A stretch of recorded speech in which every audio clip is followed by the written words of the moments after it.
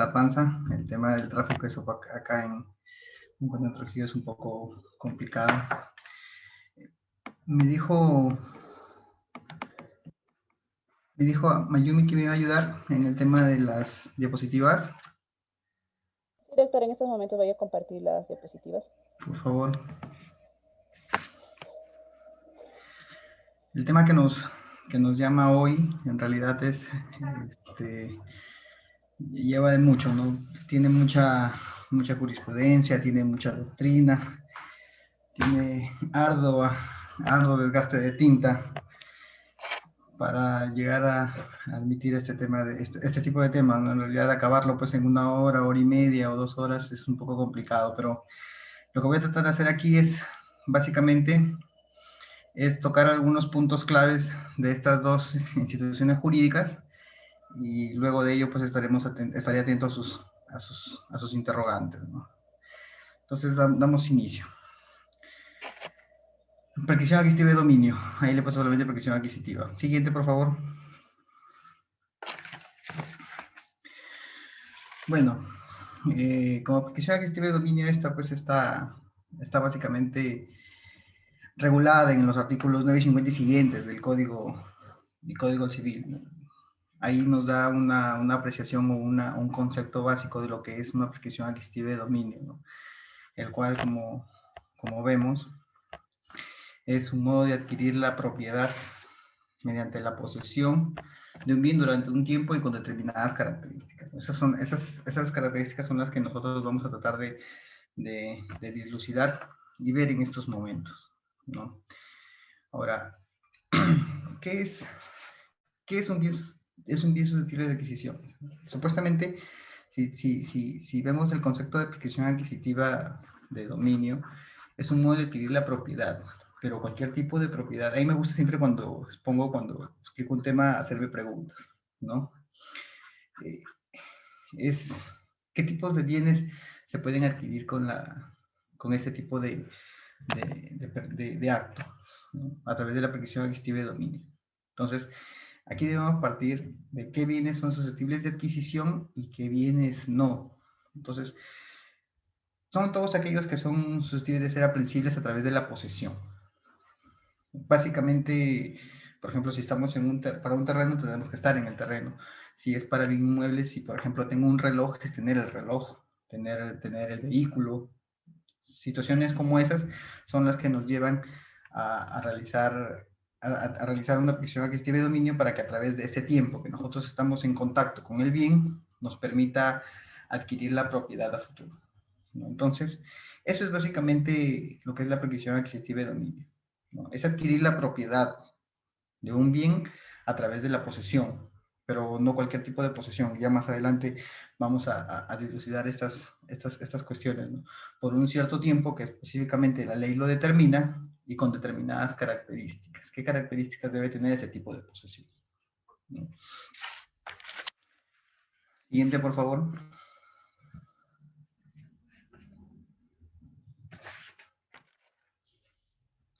Siguiente. Bueno, el artículo 950 nos señala que la prescripción adquisitiva de dominio, para poder adquirirla, ¿qué tipo de posesión debe tener? ¿No? Esa debe ser continua, debe ser pacífica y debe ser pública. Cuando nosotros nos referimos a que se trata de una posesión continua, no sé si podrían pasar la diapositiva, por favor. Gracias. ¿No? Justo les hablaba hace un momento cuáles son los bienes adquiribles por prescripción, ¿no? Lo que no son adquiribles son los bienes de las comunidades campesinas y los bienes que no pueden ser objeto de posesión, básicamente, ¿no? Entonces, pero nos trasladamos a la parte ya de las características de la posesión. Tenemos que, la característica de la posesión, esta tiene que reunir, tiene que ser pacífica, tiene que ser pública, tiene que ser continua, y todas estas deben hacerlas como propietario. Pero, ¿qué es la posesión? Vamos a partir de ahí. La posesión es el comportamiento nuestro. Si hablamos, si yo soy el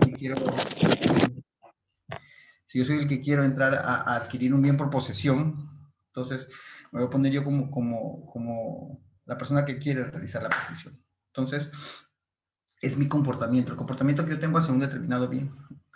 Pero ¿cómo se externaliza esta posesión? Yo puedo estar en una casa que está cerrada y yo estoy adentro, sin embargo nadie ve esa posesión.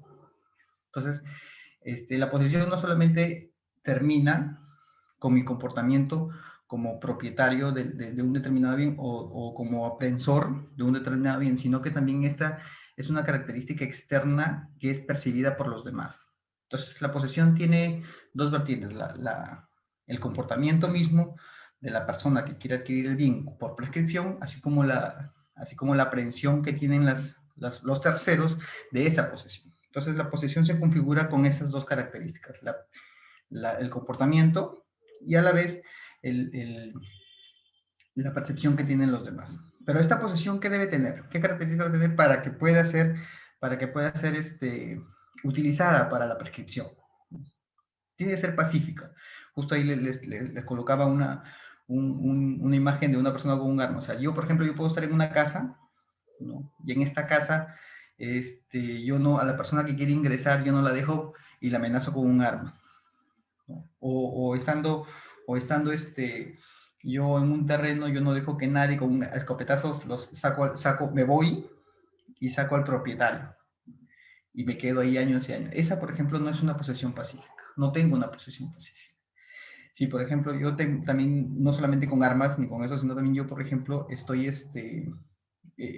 mi terreno yo lo cerco, pero ese terreno antes tenía, por ejemplo, una servidumbre y yo no dejo pasar a las personas. También ese es un tipo de posesión no pacífica. Entonces, la posesión cuando dice que debe ser pacífica, debe ser aceptada por los demás, por los terceros.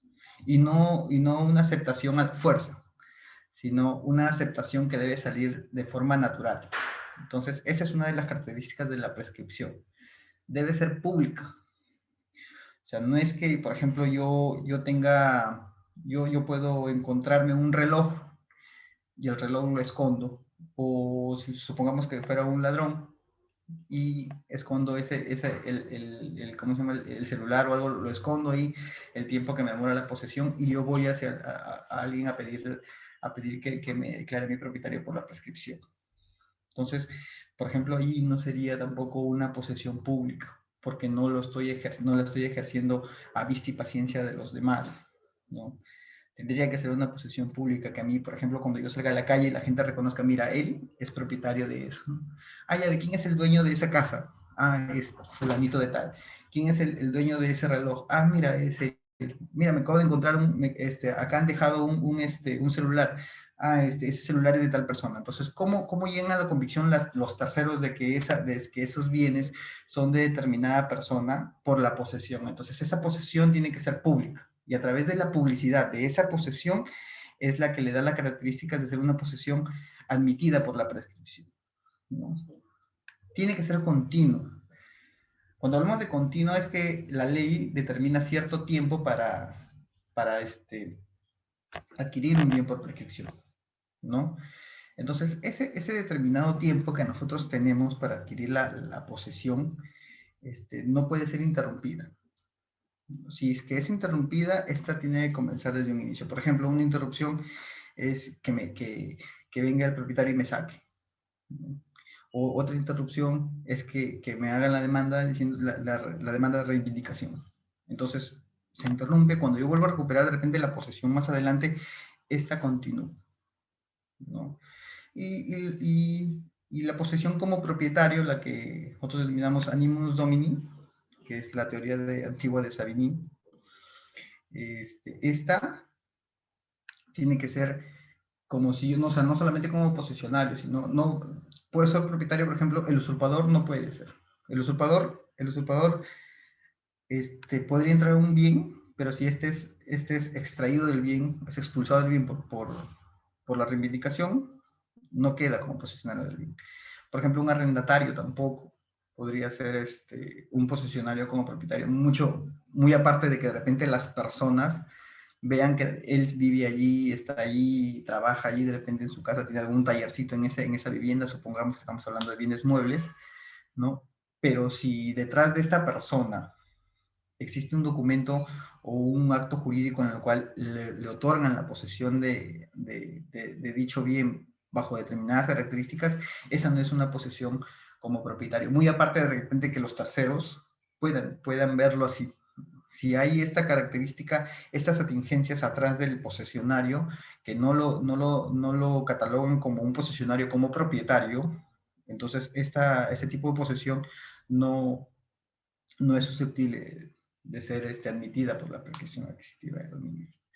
Hablaba que era continua, aquí hablamos de las presunciones posesorias, que básicamente nos ayudan, bueno, al menos a las personas que trabajan en el tema de determinar si la posesión se ha interrumpido o no. Estas presunciones posesorias no sirven, ¿no? Porque, o sea, es decir, una persona o, por ejemplo, el funcionario que va a calificar este tipo de prescripciones no va a estar siempre, no ha estado siempre siguiendo la posesión de los, supongamos que sea un bien mueble de los 10 años, o un bien mueble un bien mueble, un vehículo que él ha conducido o ha estado perenne en el vehículo los 4 años, ¿no? Es imposible que esté una persona así, ¿no? Entonces, para eso surgen las presunciones posesorias, ¿no? Si a mí me acreditan, por ejemplo, que en el año 90 estuve en el bien, después en el año 92, después en el año 93, presumo que los lapsos intermedios han sido materia de posesión por la persona que me está acreditando esas fechas. Entonces, para eso sirven las presunciones posesorias, no solamente para que se hagan visibles ante los demás, sino para poder llenar los vacíos que puedan existir durante la posesión, ¿no? Hablé hace rato de las interrupciones, que ya más o menos habíamos catalogado de que estas, una vez que se producen, lo que ocasionan es que la posesión vuelva a reiniciarse. Si yo ya tenía 9 años y me interrumpen mi posesión por cualquier motivo, por una reivindicación de repente, y yo salgo victorioso de esa reivindicación, ojo que en los procesos de reivindicación a mí no me declaran propietario, simplemente me otorgan el derecho de que yo debo estar en ese bien, entonces continúo, voy a reiniciar nuevamente la posesión, ¿no? Ahora, para más o menos entrar un poco más en contexto, ¿quiénes realizan este tipo de procesos o procedimientos en realidad, ¿no? Hay tres formas o tres maneras de llegar a una prescripción adquisitiva de dominio. La primera es la prescripción adquisitiva administrativa, que esa en su momento estuvo a cargo de COFOPRI, ¿no? Para los predios rurales y urbanos, ahora actualmente solamente está para los predios urbanos como un procedimiento especial en sus normas.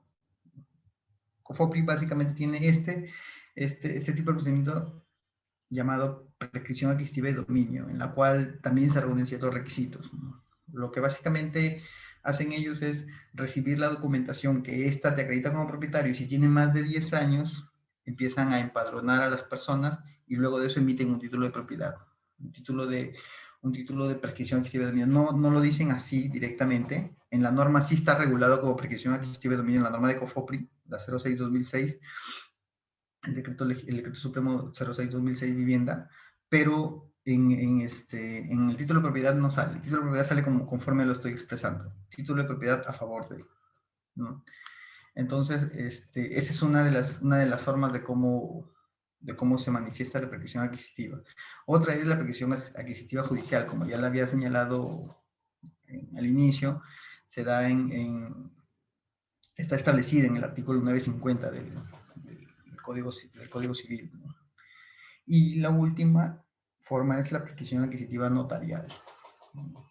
Que es la más frecuente. Ahora, la diferencia entre la notarial, casi las dos llevan el mismo, van de la mano casi, porque en la primera, en la judicial, el director del proceso es el juez. En la notarial, el director del proceso es el notario. Se equipara básicamente, la norma los equipara a la misma función. Incluso señalan que de repente, al equipararlos en esta función, el notario adquiere funciones jurisdiccionales, situación que no es correcto porque en realidad el proceso de prescripción adquisitiva notarial no es un proceso no contencioso, mientras que el proceso judicial sí tiene esa naturaleza, ¿no? En el proceso notarial, el proceso no contencioso, de surgir alguna oposición, pierde competencia el notario y éste tiene que remitir la documentación al Poder Judicial para que se resuelva la controversia ahí y continúe el procedimiento a nivel judicial, ¿no? Entonces, esas son las diferencias entre los tres tipos de procedimientos, básicamente. Ahora, por el tema de los plazos, no sé si podrían pasar a la siguiente, por favor. Los plazos posesorios. Había señalado, les hablaba que la ley ya había determinado ciertos plazos. Entonces, hablo para bienes muebles de 10 y 5 años y para bienes muebles 4 y 2. ¿Por qué la diferenciación de años? Porque básicamente tiene que haber una diferenciación de años. Lo que pasa es que una es con justo título y una sin justo título, para ambos casos. Vamos a tomar el caso de los bienes muebles. El tema aquí es un poco controversial. Vamos primero a hablar del tema judicial y luego al tema notarial. En el tema judicial, para el plazo posesorio de 10 y 5 años, señala que para el 10 no tiene que tener justo título y para el 5 tiene que tener justo título. ¿Pero qué es un justo título? ¿No? ¿Cuándo yo tengo un justo título y cuándo no tengo un justo título? Para poder derivarme a cuál de los dos plazos yo estaría atento. Si es que tengo un justo título, pues solamente tendría que comprobar que estoy en posesión del bien inmueble, hablando de bienes inmuebles, ojo, por 5 años. Si no tengo un justo título, tendría que yo probar ante el juez que son 10 años. El usurpador, como se hablaba hace un momento, no tiene un justo título. Él simplemente ingresó al lugar y en ese lugar, ojo, que al momento de ingresar, no es que haya ingresado con armas, con pistola, con machete, ¿no? Cuando ingresa esta persona al bien, lo hace de manera pacífica. Ojo que no tienen, usurpador se le llama porque no tendría ningún título de propiedad y se quedó ahí pues 10, 15 años.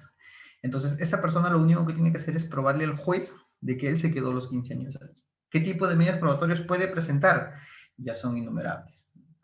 De repente, con su estancia en el predio, él logró que los recibos de agua y luz salgan a su nombre, que los predios, los impuestos prediales los haya pagado desde aquella época, que por ejemplo, en contratos que él firmaba, externos, ojo, que no tenga nada que ver con el predio, él colocaba como dirección ese bien, que su notificación o su domicilio personal es ese desde hace 10 años. Entonces, son innumerables las pruebas que nosotros podemos armar para poder presentarlas al Poder Judicial y determinar de que nosotros tenemos más de 10 años en ese proceso sin que tengamos justo título, ¿no? Entonces, ese es, por ejemplo, para una persona que no tiene justo título.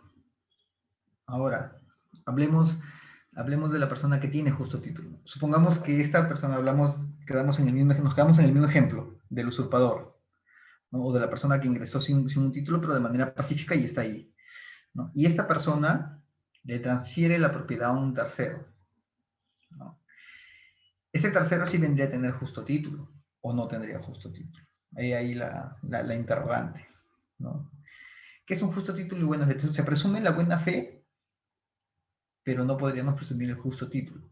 Le presume la buena fe porque yo, adquirente, podría señalar de que al momento de que me transfirieron el bien, yo estuve en la convicción de que quien me lo vendió era propietario, muy aparte de que no aparezca en registros públicos. Estamos hablando de solamente posesión, ¿no?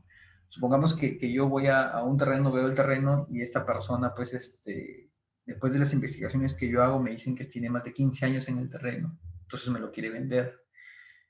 Me voy a la municipalidad, está registrado él, me voy a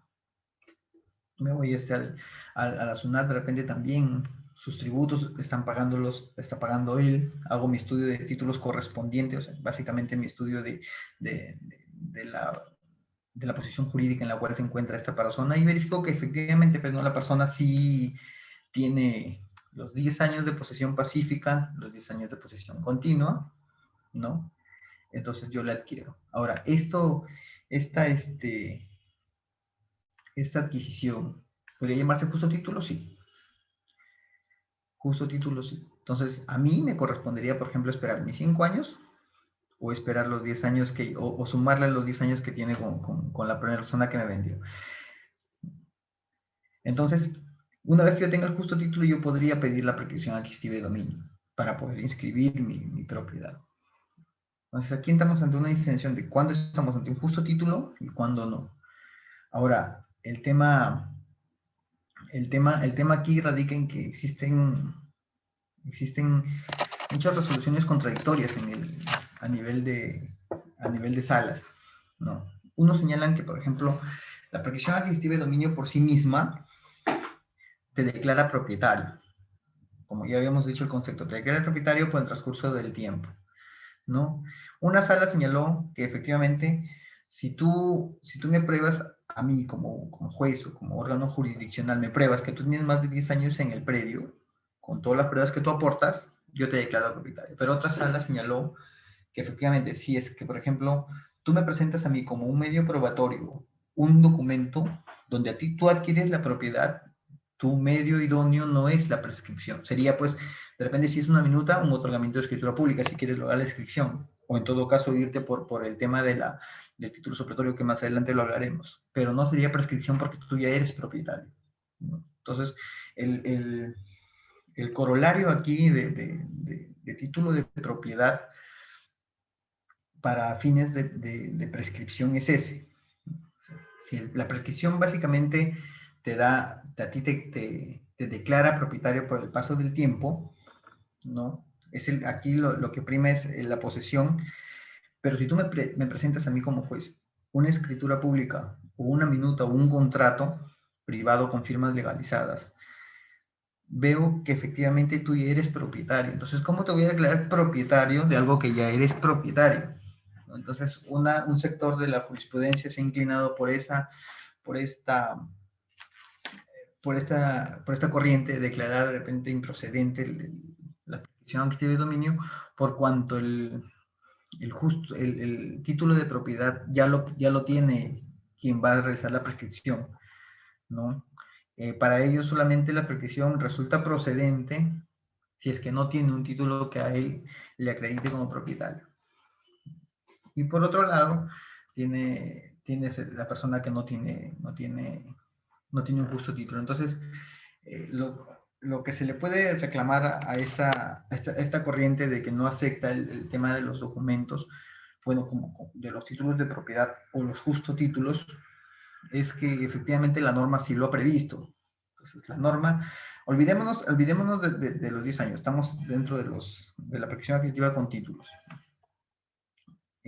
Para este tipo de casos, la norma ha previsto que se te va a dar la prescripción adquisitiva de dominio por los 5 años en que tú me acreditas justos títulos. Entonces, la minuta, de repente una resolución administrativa o el contrato privado con firmas legalizadas, la escritura pública imperfecta, tantos documentos que yo podría tener con diferentes actos, conteniendo diferentes actos jurídicos, a mí me servirían no como para acreditar mi propiedad, ojo. Lo que sirve esto es para acreditar la posesión y acreditar el justo título. O sea, que yo estoy en propiedad en base a este documento, pero con este documento no acredito mi propiedad, sino la posesión. Eso es lo que se debe entender cuando se hace ese tipo de procedimientos, ¿no? Ahora, pero señalan, pero ¿por qué si tiene otros abanicos de posibilidades para poder adquirir la propiedad? El Tribunal Constitucional ya lo ha señalado, que efectivamente, si bien es cierto, la prescripción adquisitiva de dominio efectivamente te declara propietario, por lo tanto tú no se debería admitir una prescripción adquisitiva de dominio que entre los medios probatorios haya un documento donde el prescribiente adquiere la propiedad. Sin embargo, esta propiedad es imperfecta, no en el sentido de que no estoy adquiriendo toda la propiedad, sino el documento es imperfecto para una inscripción, ¿no? O para, por ejemplo, para que tenga una matricidad, ¿no? Entonces, lo que hace el Tribunal Constitucional señala que efectivamente que la persona que quiere sanear su propiedad cuenta con un abanico de posibilidades para poder hacerlo. La persona que tiene un título de propiedad, ojo, puede irse por la protección adquisitiva de dominio, donde ese título, ese documento que posee, sería solamente un medio probatorio para probar que la posesión es justa, que la posesión es de buena fe. La segunda opción podría ir por el otorgamiento de escritura pública, si es que estamos ante una minuta, supongamos, proceso de otorgamiento de escritura pública. Lo otro es ante un saneamiento, de repente, ante la entidad administrativa de COFOPRI, o realizar un procedimiento de título supletorio. Entonces, todo esto, este abanico de posibilidades que tiene una persona que cuenta con un título imperfecto, ojo, cuando hablo de imperfecto, ya les había señalado de que no me refiero al derecho de propiedad que esté imperfecto, sino que al tipo de documento. El tipo de documento en el sentido de que de repente no tiene matricidad, simplemente es un documento privado con firmas legalizadas, o en su defecto, si teniendo matricidad, este documento no le sirve a la persona para poder hacer las transacciones económicas correspondientes, ingresar al tráfico jurídico. Entonces, a eso me refiero cuando hablo yo de título, de título imperfecto. Entonces, en ese sentido, eso es lo que nosotros debemos tener en cuenta para poder catalogar un justo título. No me preguntaron por ahí el número de la sentencia, no la tengo a la mano, pero se las voy a conseguir. Ya, ojo que la sentencia del Tribunal Constitucional no hablaba en el sentido de que sea procedente o no procedente una prescripción. Habla de que la persona que quiere sanear su propiedad tiene todo un abanico de posibilidades para hacerlo, lo que les he estado mencionando, ¿no? Entonces, básicamente eso es lo que le traigo para el tema de un justo título. Ahora, surge una pregunta aquí, ¿no? ¿Desde cuándo es propietario una persona? Muchos señalan, hay dos corrientes aquí también, ¿no? Que debemos expresarlas. La primera es que soy propietario desde el primer día de la posesión. O sea, si yo cumplo mis 10 años, estamos hablando de posesión larga, y me declaran propietario, esta propiedad se va hacia atrás. Otros señalan que la propiedad se adquiere en el año 10. Entonces, ¿desde cuándo seríamos propietarios nosotros? Efectivamente, si nosotros nos fijamos básicamente en la norma, esta señala que la propiedad se adquiere con la posesión continua. Entonces, primero dice, la propiedad se adquiere, o sea, yo recién voy a adquirir la propiedad cuando esté en posesión por el plazo establecido en la norma. Entonces, es mi posesión, ojo, no es de repente de la mayoría.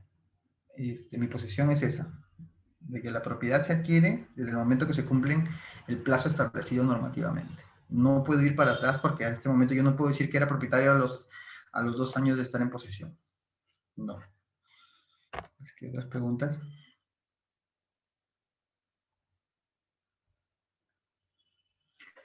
A ver, dice, compra de buena fe.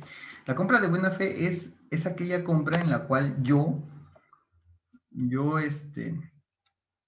pienso o yo estoy convencido o tengo la certeza de que la persona que me está vendiendo es el propietario. Entonces yo compro de buena fe.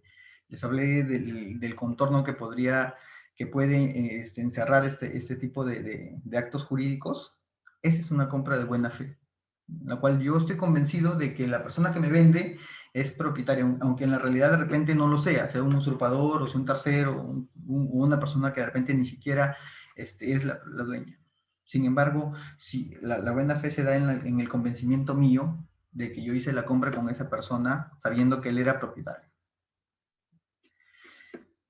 Y si se trata de un contrato de firmas legalizadas, ojo, que el Código Civil no señala que para que se haga justo título o para que tenga buena fe, tiene que haberse presentado a un funcionario público o ante un funcionario público para que adquiera fecha cierta o para que sea un instrumento público o para que conste en un documento público o no. El Código Civil señala que la sola obligación de enajenarte es a ti propietario, te hace transferente. Entonces, no necesariamente tiene que existir, yo lo que he dado son ejemplos, no necesariamente tiene que existir un contrato con firmas legalizado. Simplemente voy y, por ejemplo, y ese contrato, yo tengo mi contratito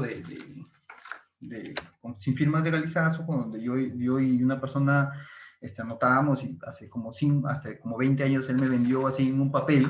Entonces me voy al juez a decirle, ¿sabes qué? Mira, esta es mi propiedad, ¿no? Este es mi título, mi justo título. Ahora, lo que pasa es que este justo título por sí solo, de repente, como todos pueden presumir y pueden ver, este justo título, este documento por sí solo no acreditaría, porque estos son fáciles de hacer o de construir. Este justo título tiene que estar acompañado por otros tipos de pruebas. Ojo. ¿Qué más hay por acá? En el justo título necesariamente participa un tercero de buena fe. Lo que pasa es que el tercero de buena fe es un concepto registral. Supongamos que yo soy propietario inscrito, ¿no? Viene una persona y yo le vendo a esta persona y esta inscribe y esta tercera persona también inscribe en base a lo que yo he inscrito. Entonces, ese es un tercero de buena fe, pero el tercero de buena fe acá surge del tema registral. No estoy hablando de ese tercero de buena fe, sino que estoy hablando de la buena fe mía con respecto al acto que estoy tratando de adquirir, ¿no? La sentencia del TC, les he dicho que les voy a mandar el numerito, no la tengo en la mano acá con tanto documento que tengo. Cuando solo existen documentos simplemente entre vendedor y comprador sin legalizar, hablamos de título imperfecto. ¿Es válido el documento simple? Lo que pasa es que, como les digo, no es que sea, este tipo de documentos simples, como ustedes señalan, no es que sea válido, sino que este documento, para darle fuerza, yo tengo que acompañarlo por otro tipo de pruebas, ¿no? Lo que se prueba, lo que el documento ayuda en los procesos de prescripción es que efectivamente de repente sí en algún momento yo tuve la propiedad o tuve la posesión o me dieron ese bien. Pero si este tipo de documentos no está acompañado de otros tipos de medios probatorios, como el que les mencioné al inicio de la clase, que eran, supongamos que yo ingresé en este año a tributar, no sé, de repente me inscribí en la municipalidad, mis tributos son pagados bajo esa denominación, los impuestos prediales se pagan a mi nombre, yo los pago, los contratos de obra que yo hago para construir el bien donde está ese terreno están a mi nombre. O sea, son otros tipos de elementos que me ayudan a darle fuerza a mi posesión. O sea, no es que ese sea el más importante, ¿no? Ojo. O sea, si bien si tuviera legalizado, pues crea un poco una mayor expectativa, ¿no? Sino que este documento a mí me ayudaría con los demás, me ayudaría a convencer a la persona, en este caso los funcionarios, o en todo caso el juez, de que es una posesión pacífica, ¿no? Entonces, ese es cuando yo me refiero, hablo de un documento válido, ¿no? Pero no solamente por sí solo, un documento válido, como señalaba arriba, que no tiene firmas legalizadas, serviría como medio probatorio, pero este medio probatorio tiene que estar acompañado de otros. A ver, dice, doctor, tengo un testamento de 200 metros del año 1967, el cual no he inscrito en registros públicos y la comunidad me denunció como usurpador y la municipalidad me denunció que es propiedad del Estado. Actualmente lo he cercado con ladrillo. Pero, ¿qué es lo que quieres hacer con ese testamento?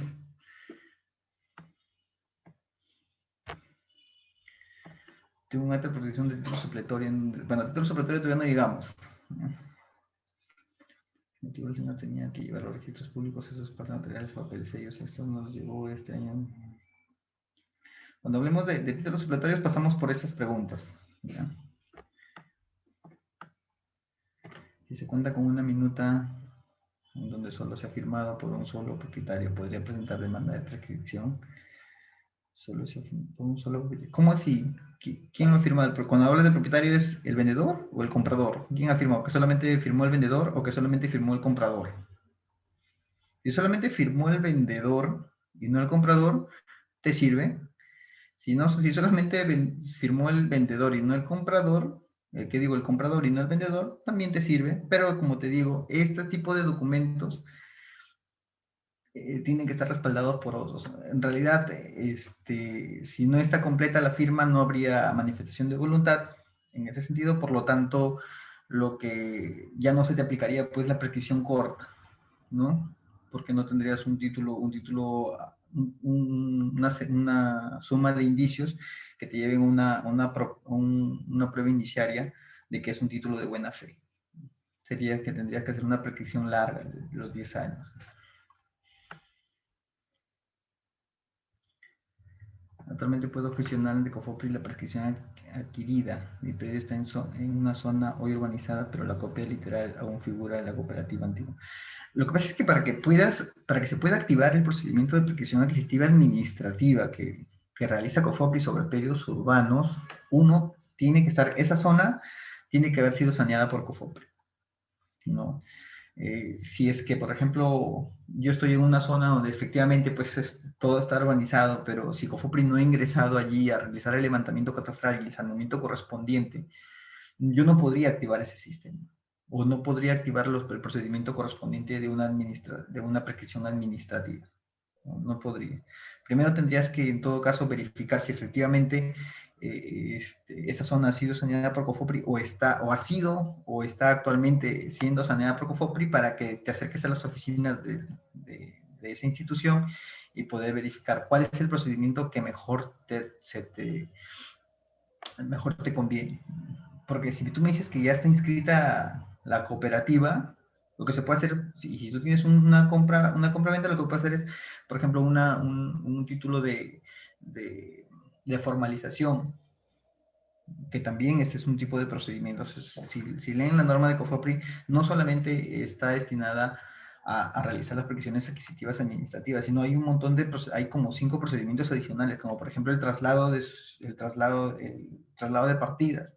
Lo que pasa es que cuando COFOPRI hace el levantamiento catastral, muchas veces se encuentra que los predios que está saneando ya están inscritos. Y lo que hace COFOPRI es pedir el traslado, nada más, y se otorga la constancia diciendo que sabe que la propiedad que está escrita en esta partida ya lo he pasado a COFOPRI.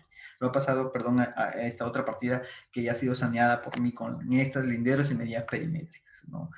Por eso es que cuando pasa COFOPRI por cada una de las zonas, ustedes tendrían que estar como personas interesadas en el saneamiento, atentas a ese levantamiento que hacen, ¿no? Si es que, por ejemplo, ya pasó y ya hicieron un levantamiento, tendrían que acercarse a las oficinas y ver cuál de los procedimientos más se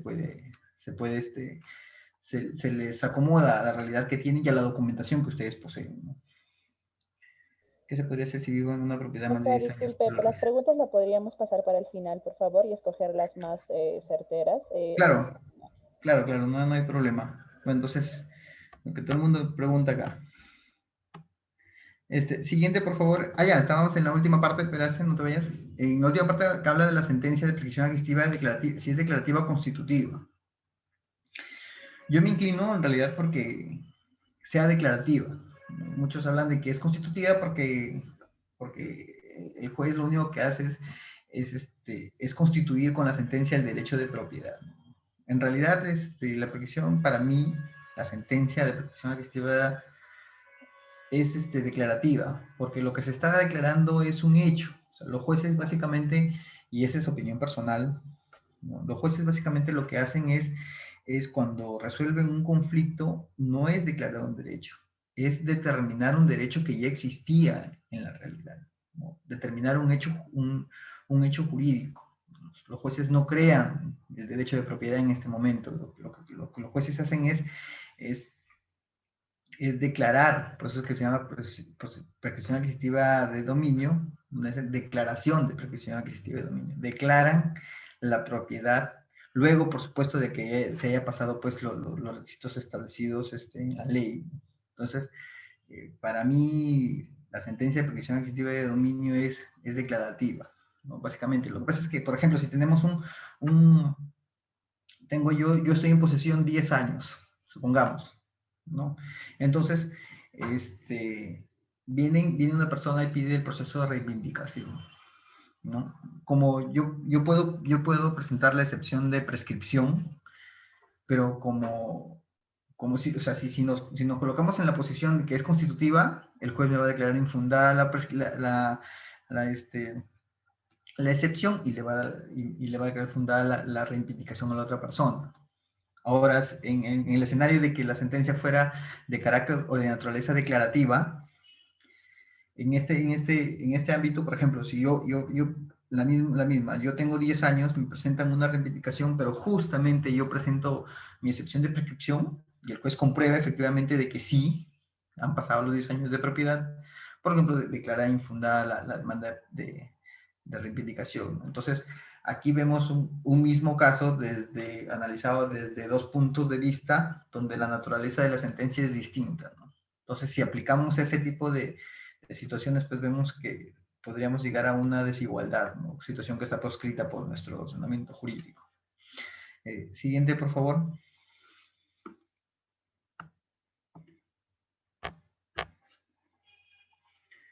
¿Podría pasar a la siguiente diapositiva?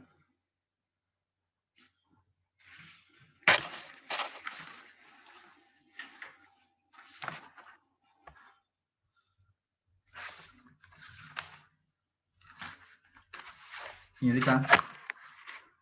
Sí, doctor, ya lo pasé. Sigo la misma. No, sí, ya lo pasé. Bueno, acá sigue la... A ver, permítame, voy a restablecer en todo caso. No, bien, ¿se ve ahora, doctor? Sí. Ya. Eso es básicamente algunas cuestiones que tenemos que ver por el tema de la prescripción adquisitiva, ya sea judicial o notarial, porque básicamente lo mismo. La diferencia entre ambas es que, por ejemplo, en la prescripción adquisitiva notarial solamente se puede hacer por respecto a predios urbanos, ¿no? Y la prescripción adquisitiva judicial sí abarca pues tanto predios urbanos como rurales. Ojo que cuando hablo rurales no hablo de predios seriazos. Pero esa situación ya tendría que ser evaluada ya por la misma judicatura, ¿no? En ese sentido, la prescripción adquisitiva notarial, que es la que más se aprovecha, en el sentido de que tiene menos tiempo de resolución, creo que es de 3 a 6 meses, no, depende también del notario, creo, supongo. Entonces, este tipo de prescripciones son las más usadas, al menos en zonas urbanas, ¿no? Lo que pasa es que muchas veces aquí algunas atingencias pequeñas, en el registro, algunos predios están como rurales, porque como son inscripciones antiguas, el predio que actualmente de repente yo quiero prescribir está como rural. Lo que se hace aquí, que actualmente, pues, la realidad registral no anda de la mano con la realidad esta registral, la cual señala que de repente en algún momento ese predio era una pampa inhóspita, pero actualmente ahora es un lugar donde hay casas, hay pistas, es toda una urbanización. Entonces, ¿cómo hago la prescripción? Si el registro me dice que es rural y en la realidad es urbano, ¿no? Lo que se pide aquí, por ejemplo, ya el tema ha sido zanjado por algunas directivas de la SUNAR en el sentido de que la municipalidad efectivamente sí puede emitir alguna constancia donde se acredite que el predio es urbano, ¿no? Puede declarar la habilitación urbana de oficio de ese lote que se va a realizar la prescripción, o en todo caso la resolución municipal donde indique que ese predio actualmente está dentro de la zona urbana. Entonces son situaciones que, que pueden ser amparables en el tema notarial, ¿no? Cuestiones que surgen ahí, ¿no? Otros señalan, y con lo que yo estoy de acuerdo, que en base a las normas establecidas, el notario solamente puede hacer prescripción adquisitiva larga. O sea, es decir, solamente lo que hace es realizar prescripciones adquisitivas de 10 años. No como en el tema judicial, que puede hacerlo de 10 y 5 años con la probanza respectiva del título de propiedad. Ahora, hay algo que siempre nos ha llamado la atención, el tema de la prescripción adquisitiva sobre bienes del Estado. La Constitución Política, en el artículo 73, señaló pues efectivamente que los bienes de dominio público son inalienables e imprescriptibles. Es decir, que por ejemplo yo no puedo prescribir una carretera. O sea, y algunas personas me dirán, ¿quién en su sano juicio quiere prescribir una carretera, una pista, una vereda? Y lo hay, efectivamente lo hay. Lo que pasa es que hay personas que de repente, al momento de realizar sus viviendas, en un determinado momento, cuando hicieron la construcción, se pasaron un poco hacia el bien de dominio público. Entonces, cuando vienen a realizar la prescripción o cuando vienen a sanear este tipo de bienes, se encuentran de que efectivamente no pueden hacerlo por esta restricción. Y eso está muy bien regulado, porque en realidad los bienes de dominio público son imprescriptibles. Yo no podría irme y poner mi estera en un parque y tratar de prescribir este parque. Ahora, hasta antes de la promulgación de la ley 29618, se tenía un solo sentido. De que, por ejemplo, el artículo 73 de la Constitución Política señalaba que los bienes de dominio público son inalienables e imprescriptibles. Como no señaló más allá, se entendía de que los bienes de dominio privado del Estado sí serían prescriptibles, ¿no? Y así se empezó a hacer.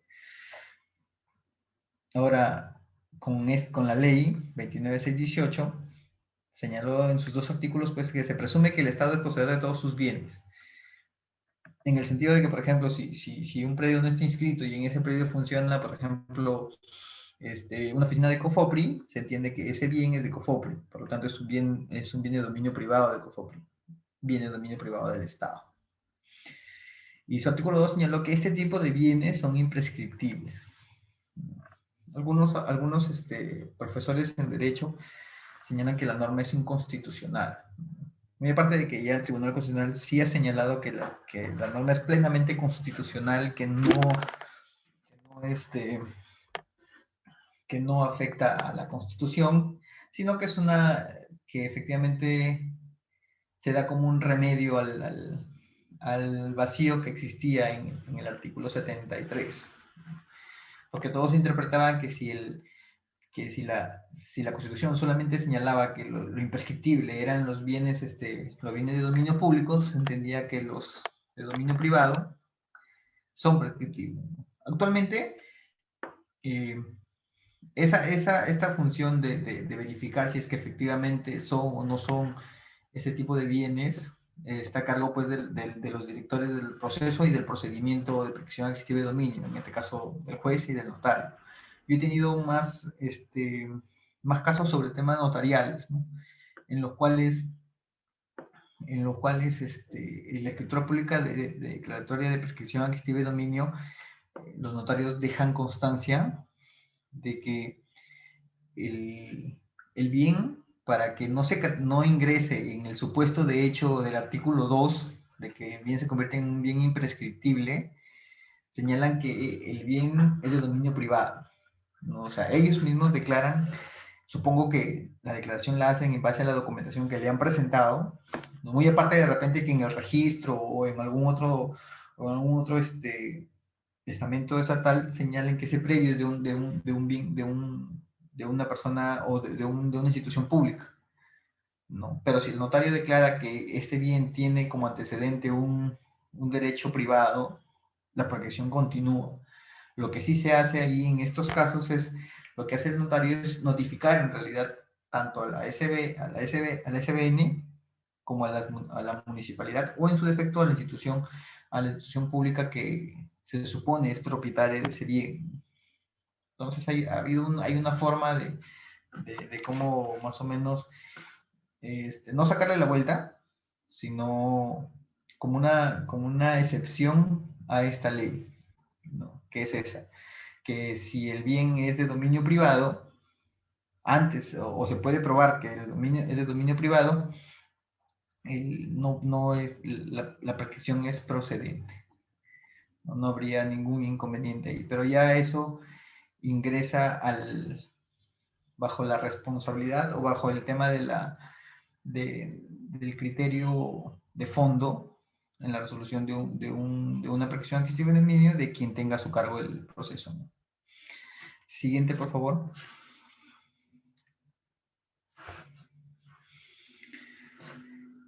El título supletorio, justo hace rato conversábamos, bueno, había unas preguntas sobre el título supletorio. Vamos a partir, pasa que el título supletorio es casi el mismo procedimiento que tiene la prescripción adquisitiva de dominio, ¿no? Tiene su solicitud, la notación preventiva la vamos a dejar para otro momento, ¿ya? Su solicitud, su emplazamiento, su procedimiento y su oposición, si es que lo hubiera, ¿no? La diferencia, hay en el registro, primero se estableció una diferencia entre ambas, entre el título supletorio y la prescripción. Aparentemente pueden ser, mirándolo, por ejemplo, desde un punto de vista lejano, algunos piensan que es lo mismo, ¿no? Ahora, la primera diferencia que se encontró en el registro es que el título supletorio en realidad solamente es para predios no inscritos, ¿no? Por ahí el doctor Avendaño señalaba en un artículo que es posible que mediante un proceso judicial, ojo, judicial, de título supletorio se pueda realizar este procedimiento para predios inscritos, ¿no? El tribunal registral ha señalado que este procedimiento solamente es para predios no inscritos y está básicamente allí, en ese limbo. Y bueno, actualmente, y yo comparto la idea de que efectivamente el título supletorio solamente es para predios inscritos. Por eso es que, al contrario de, por ejemplo, una prescripción adquisitiva de dominio, que sí puede hacerse sobre predios inscritos y sobre predios no inscritos, en la prescripción, cuando se trata de un predio inscrito, yo puedo hacer anotación preventiva. O sea, yo puedo avisarle a las personas que estoy haciendo un proceso de prescripción sobre su predio. Yo puedo hacer una anotación diciendo que, mira, en esta notaría, o puedo hacer la anotación de demanda, mira, en este juzgado, yo estoy empezando a hacer un proceso de prescripción adquisitiva de dominio, ¿no? Entonces, a eso me refiero, ojo, cuando hablo de anotación preventiva, ¿no? Puede ser la anotación preventiva de la solicitud, que se presentó de prescripción, estamos hablando de la prescripción ahorita, o en todo caso de la anotación de demanda, si es judicial. Lo que no ocurre cuando hablamos de un título supletorio. En el título supletorio, como ya lo había señalado, es solamente para predios no inscritos, ¿no? Eso es una primera diferencia entre la prescripción y el título supletorio. Es solamente para predios no inscritos. Por lo tanto, la anotación preventiva no es procedente en estos casos, ¿no? Yo no puedo avisarle a un propietario de que yo propietario estoy haciendo mi a título supletorio para ser propietario. Es un imposible jurídico, básicamente. Otra segunda diferencia entre la prescripción, y creo que es la más importante, entre la prescripción y el título supletorio, es que en la prescripción, la posesión, ambas tienen como finalidad la posesión en la prescripción sirve para acreditar un derecho de propiedad, para declararme como propietario. En el título supletorio, la posesión solamente sirve para manifestar mi propiedad. O sea, cuando me presento a la prescripción adquisitiva de dominio, yo simplemente soy un posesionario buscando que se me declare propietario, ¿no? En el título supletorio, yo soy un posesionario propietario buscando que se me otorgue un título de propiedad. Entonces, esa es la segunda diferencia. En el título propietario yo voy como propietario al título supletorio, en la otra yo a través del cumplimiento de la posesión pido que se me declare propietario. Ambas tienen como sustento la posesión. pero la diferencia básicamente es esa, ¿no? Siguiente, por favor.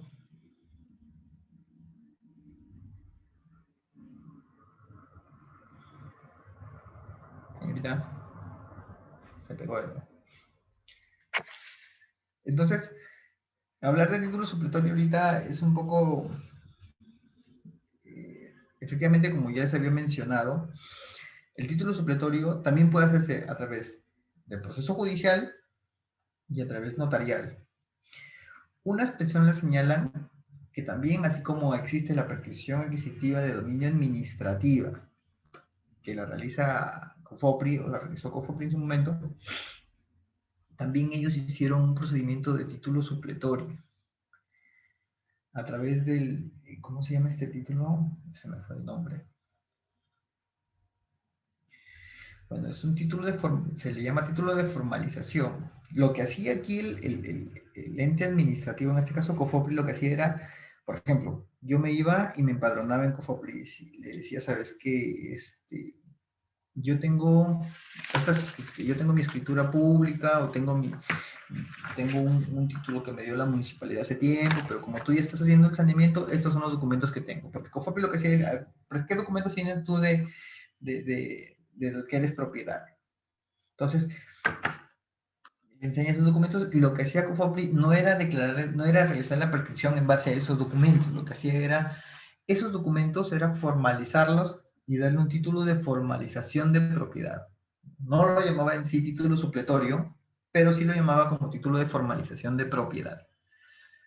Entonces, al hacer eso, se equiparaba un poco al procedimiento de título supletorio, ¿no? Porque lo que hace básicamente el procedimiento es recibir el título de propiedad y transformarlo en un título idóneo para la inscripción.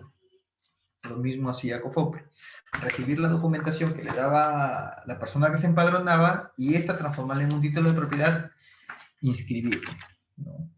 Entonces, desde mi punto de vista también sí está catalogado, sí existiría un procedimiento de título supletorio administrativo, ¿no? Pero ya con otro tipo de matices, que son distintos a los que regulan básicamente el procedimiento en sí o el proceso en sí, que es casi o prácticamente lo mismo. ¿Podría pasar, señorita, la siguiente diapositiva, por favor? Gracias. Entonces, ahí más o menos les he puesto un concepto que para ir desmenuzando de a pocos de qué es un título supletorio, ¿no? Entonces, yo pienso que es un mecanismo que se utiliza un propietario. Ojo, que el título supletorio lo realiza un propietario. Ya hablamos de las diferencias con la prescripción. Lo utiliza un propietario de un inmueble no inscrito. Señalamos que los títulos supletorios actualmente solamente es para propiedades no inscritas, que carece de documentos, ¿no? Escritos comprobadores de dominio. Ojo, cuando hablamos de documentos escritos, hablamos del papel. O sea, no tengo yo un documento que a mí me respalde como propietario, pero yo soy propietario. Entonces exijo que se me formalice mi título supletorio, siendo mi título suplente que entre. Por lo tanto, requiere un título subsidiario que reemplace al que no lo tengo. Ese es básicamente el concepto de título supletorio.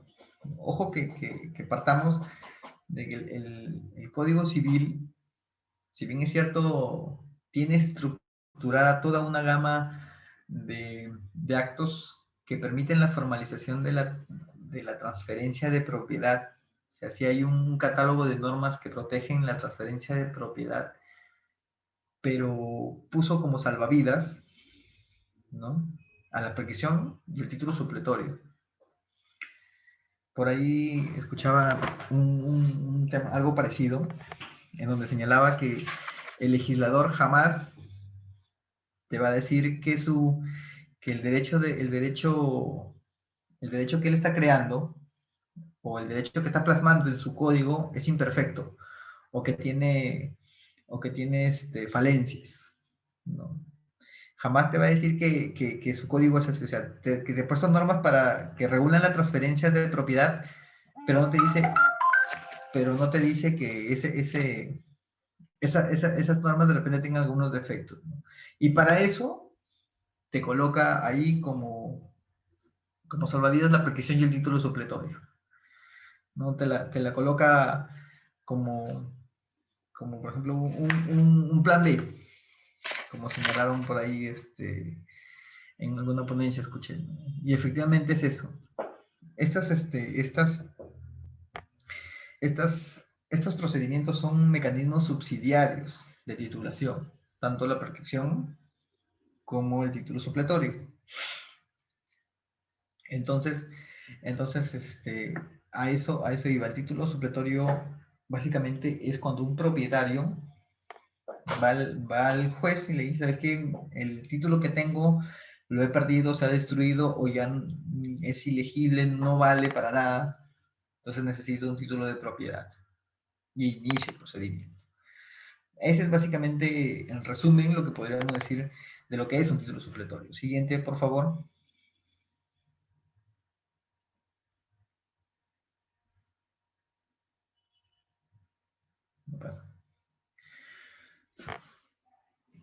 Bueno, lo que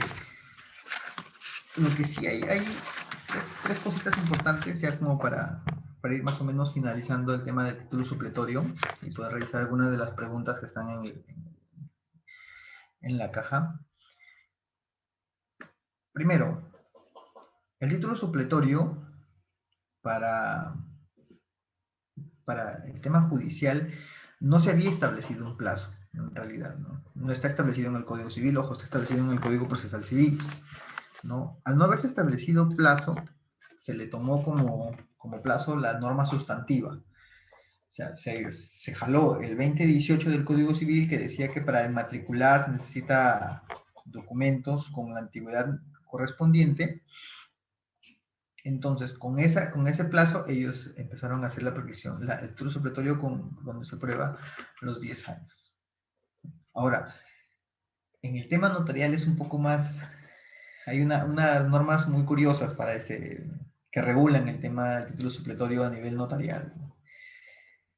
La han flexibilizado tanto, por ejemplo, en el código del 36, perdón, en el código del 36 señalaban que el plazo había sido reducido de 40, que estaba establecido, lo habían reducido a 30.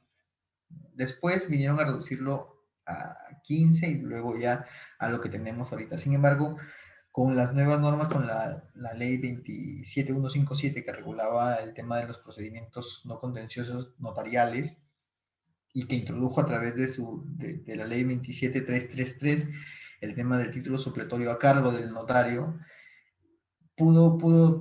se dio un matiz en el cual a nivel notarial se puede hacer el procedimiento de título supletorio con títulos y sin títulos. Acá nuevamente también se vuelve la discusión. Si yo tengo un título de propiedad válido, ¿por qué tengo que irme a hacer un título supletorio? El Poder Judicial así lo ha dicho. Incluso señala, por ejemplo, en el caso que resolvieron específicamente, que recuerdo que es una casatoria del 2016 que le he enviado para que de repente las puedan compartir con ustedes. Esa casatoria señala que no es procedente realizar un título supletorio si la persona que posee que la solicita posee un título de propiedad legítimo y amparable por los registros públicos. Si es que este título resultara imperfecto o no pudiera cumplir su labor final, que de repente es la inscripción, tendría otros mecanismos alternativos al título supletorio, no siendo el más idóneo para poder realizar este procedimiento, ¿no? Entonces, el Poder Judicial ya ha marcado una línea señalando que no es amparable un proceso de título supletorio cuando el solicitante o el demandante tiene título, ¿no? Sin embargo, cosa contraria pasa a nivel notarial. Las normas que les comentaba, la 27157 y la ley 27333, específicamente señala al concepto que tengo ahí puesto, le agregan que el tipo de título que no tenga título, que se le haya extraviado, que se haya perdido, o, me ponen ahí, o que no cumpla su función para la inscripción, ¿no? Esta última parte o frase que se le agregó en esa ley, efectivamente fue lo que abrió la puerta para que se inicien a nivel notarial procedimientos de título supletorio, ¿no?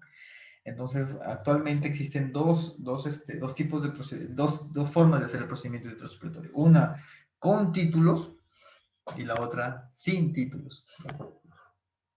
La sin títulos es que tengo que acreditarle al notario que estoy en posesión más de 10 años. Ojo que ahí la semejanza con el, con la prescripción es mucha, ¿no? Entonces le agrego, le agrego el,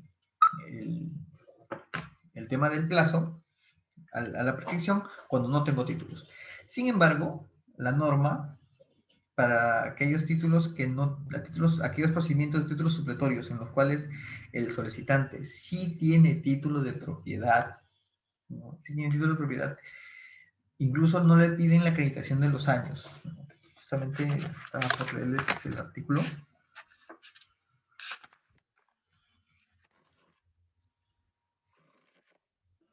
Es el artículo 37, ¿no? El segundo párrafo del reglamento de la 27157, que dice el propietario poseedor con títulos que no tienen antigüedad exigida por el artículo 2018 del Código Civil, en este caso la presentación de los títulos, o sea, para solicitar el título suplente de procedimiento, se hará que no sea necesario probar los 5 años de posesión, lo que ha abierto muchas puertas en realidad, ¿no? O sea, es decir, yo puedo confeccionar un título, hablo de confeccionar porque se puede hacer, ¿no? En el sentido de que yo tengo una persona que me pueda vender una propiedad y ese título de propiedad, como no necesita mis 5 años, yo me puedo ir a hacer un título supletorio, ¿no? Y eso es lo que un poco que ha disminuido la fuerza que tienen este tipo de procedimientos.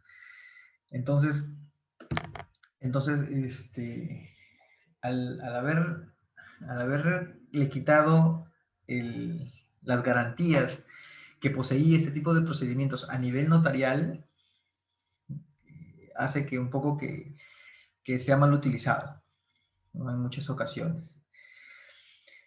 Por ahí leí algo de fraudulentos. Efectivamente, sí. Sí, hay personas que de repente pueden utilizar este tipo de procedimientos para que vayan por otro contrasentido o darle o buscar el saneamiento y legalizar usurpaciones, legalizar derechos de propiedad que no existen, ¿no? Entonces, eh, la flexibilización que ha hecho este artículo 37 a este procedimiento es muy, muy perjudicial para este tipo de procedimientos. Entonces, eh, yo me quedo como corolario el tema de que el título supletorio es es un procedimiento en el cual debería mejorarse en el sentido de que las solemnidades que debe cumplir deben ser más rigurosas. Muchos dicen que el Código Procesal Civil señala que efectivamente este está destinado para aquella persona que no tiene título o que tenía ese extraviado, nada más, y ahí debe quedar.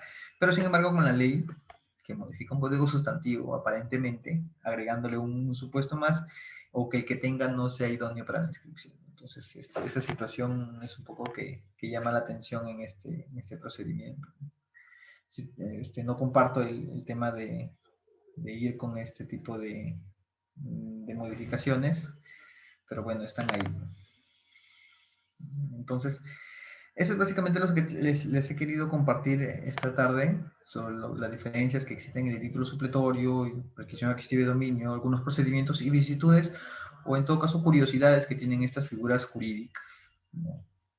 Ahí en la última, hay una última diapositiva. Ajá. Entonces, el, el, Les hablaba hace un momento sobre el tema de la prescripción del título supletorio, en el sentido de la posesión de los 5 años, y básicamente el por qué se debe hacer sobre un predio no inscrito, ¿no? Y surgía la pregunta, ¿qué modo de adquisición se produce con la sola posesión de 5 años? ¿No? Ese es lo que ha encerrado este artículo 37. O sea, la respuesta es ninguna. Yo no puedo, si por ejemplo tengo un predio inscrito y hago un título supletorio donde otra persona que no es el titular me vende, yo no puedo con ese título ponerlo al que está inscrito. No puedo poner derechos de propiedad con otro derecho de propiedad. Bueno, eso sería todo por mi parte. Voy a tratar de leer algunas preguntas.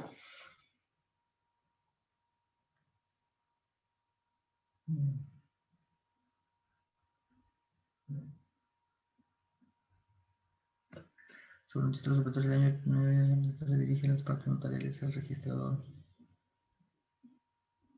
Por X motivos, si no tenía que llevar a los registros públicos esos partes notariales en papel el sello sexto. Dice. No los llegó a esta fecha, el señor ha fallecido, el heredero puede inscribir. No. La presentación de registros públicos, lo puede hacer cualquier persona, ¿no? Si ya está protocolizado ese título supletorio y está de repente en los archivos regionales o en archivos centrales o departamentales, pueden solicitar esa copia y presentarlas al registro sin ningún inconveniente. En esas copias incluso se deja constancia de quién va a hacer el trámite al registro.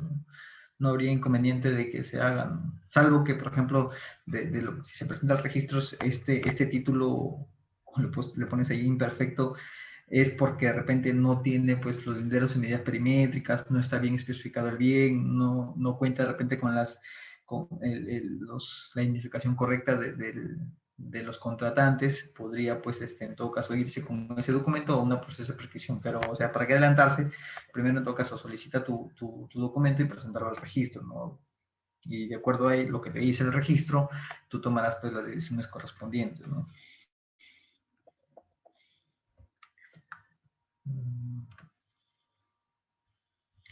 Lo que pasa es que el documento solo ha firmado un propietario, me señalaste, lo que pasa es que allí sí efectivamente no hay un documento idóneo. Se supone que la transferencia de propiedad se da por un consenso de voluntades y solamente hay una, o sea, efectivamente muy aparte de lo que yo puedo estar en el bien, ¿no? Como te señalé en un inicio, esto daría pie a que ya no se haga, no vayamos por la previsión activa de buena fe, sino básicamente por la de 10 años, ¿no? Bueno, eso del COFOPRIS ya la contesté.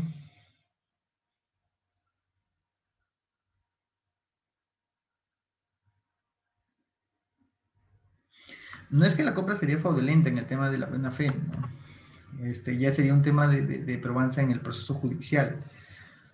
Si yo la compré y existe una oposición a la prescripción, pues es que ya es un tema que se dilucida en el tema judicial, pero ya tendría que aprobar que efectivamente la buena fe existe, ¿no? Lo compré a la persona que está inscrita, yo estoy en posesión del inmueble, ¿no? Ahorita la buena fe la han encerrado en un círculo en el cual solamente señalan que efectivamente buena fe es aquel que vive en el predio, ¿no? Una de las vertientes o una de las exteriorizaciones de la buena fe es esa, ¿no? Señala. Por ejemplo, yo puedo decir que yo puedo adquirir un bien a todas luces con escritura pública de la persona que está inscrita en el predio, pero sin embargo yo ni siquiera me acerqué al predio, ni siquiera lo vi que me vendió, ¿no? O sea, la buena fe se prueba a nivel de exteriorizaciones, ¿no? Es decir, si yo compro un bien, o sea, por lo menos yo debo ir a verlo y ver quién está allí, ¿no? Y si veo que está ocupado, por qué está ocupado, o quién está ocupado, o cuál es el título de la persona que ocupa ese bien. Ya son situaciones o características que básicamente deberán ser analizadas a nivel judicial. Bueno, eso sería todo por mi parte. Mayumi, gracias. No sé si quedaría algo pendiente. Muchísimas gracias, estimado doctor. Si los participantes ya no tienen más preguntas, pues podemos dar por culminado la clase del día de hoy. Agradecer su participación a usted, estimado doctor, y también agradecer la participación de todos los estudiantes. Listo, muchísimas gracias. Muchísimas gracias, estimados participantes. En estos momentos, los que están llevando el diplomado y también el curso especializado pueden registrar su asistencia a través del aula virtual cefoca.com. Al principio ya se les había indicado la manera de cómo van a registrar su asistencia y también a obtener su certificado. De no ser así, en estos momentos yo les voy a reenviar un mensaje, un video tutorial a través del WhatsApp para que ustedes vean y pues registren su asistencia y encuentren su certificado los que están llevando el curso especializado. Bien, muchísimas gracias. Buenas noches.